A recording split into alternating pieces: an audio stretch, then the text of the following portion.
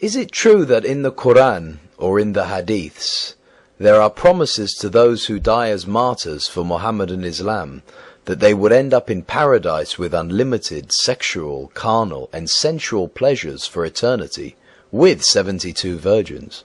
The Quran is replete with verses promising the believers infinitely greater rewards in the afterlife than in life.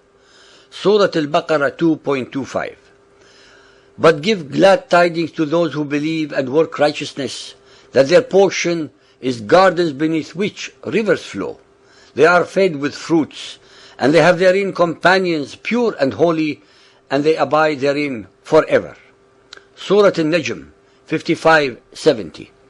In them will be fair companions, good and beautiful, companions restrained as to their glances in goodly pavilions, whom no man or jinn before them has touched. The listener should be made aware that in the Quran and in Sharia law, the jinn, who are demons, are a race of fire, but are otherwise identical to human beings. They have intellect and can have intercourse with humans. They can be either believing Muslims or unbelievers.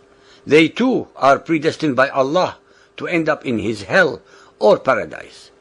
In the Bible, I would like to point out to the listeners, neither jinn, demons, nor Satan were mentioned as part of God's creation. They are in reality purely the product of human imagination. Muhammad's Quran promises his followers that by dying while slaughtering unbelievers to spread Muhammadan Islam all over the world, their rewards in death represent everything that they have lacked in life and more. Gardens, flowing water, greenery and shade, unlimited food, both in type and in quantity, unlimited sexual pleasures, both for those who prefer boys or those who prefer females, wine and luxuries. It should therefore not be a great wonder then that Muhammad's generally very gullible and ignorant followers would prefer to die than to live. Who would not, if they believed all the above rewards? Al-Tirmidhi Hadith 3834, narrated by Al-Miqdam ibn Ma'di Karib.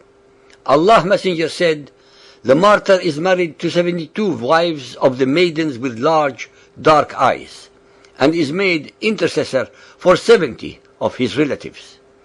Al-Tirmidhi Hadith 5648, narrated by Abu Sa'id.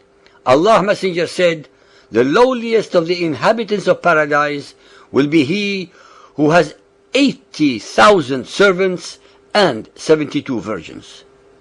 Muhammadan scholars indoctrinate their acolytes to commit slaughter and murder of all unbelievers in the name of Allah, with promises of 72 virgins based upon the above hadith.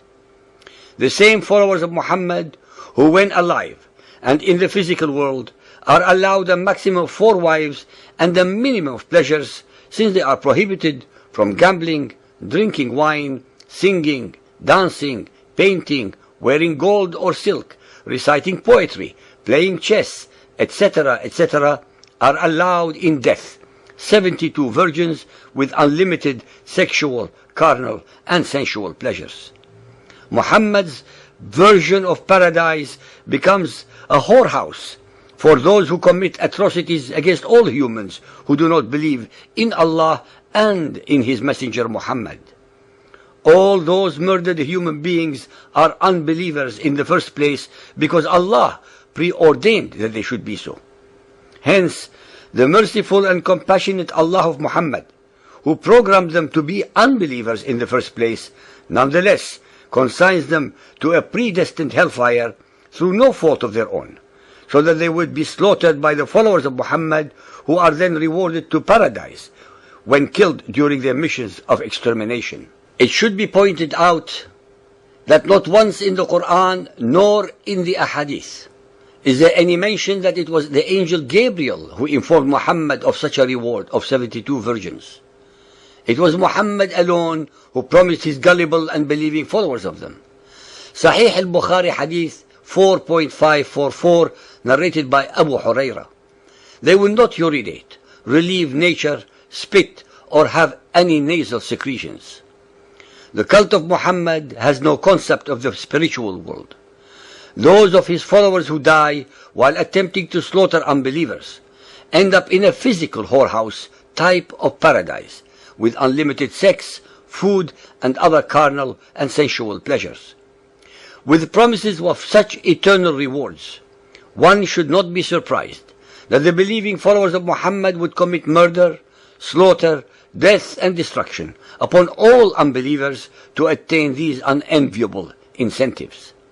These believers are never informed that in the Quran and in other hadiths, Muhammad utterly forbids committing suicide, and the penalty is to suffer in hell for eternity. Those who do so are generally ignorant believers who are brainwashed by totally immoral and evil Muslim leaders who indoctrinate them so as to fulfill their own political or sectarian agendas.